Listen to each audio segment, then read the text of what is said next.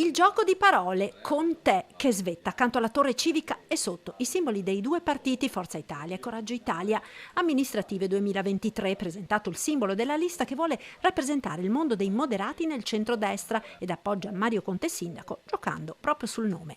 Però è un simbolo che significa anche con te Treviso ed è proprio la volontà di abbracciare la città attraverso un forte movimento civico e partitico come esperimento che assieme abbracciano la città nell'interesse appunto dei trevigiani. Una civica, pur con i due partiti nazionali, che sottolinea una componente liberal popolare e moderata. Tutti i candidati verranno presentati a breve, ma già si conoscono alcuni nomi di professionisti ed imprenditori. Rappresentano sia il nostro mondo imprenditoriale ma soprattutto anche professionale e abbiamo tante facce nuove.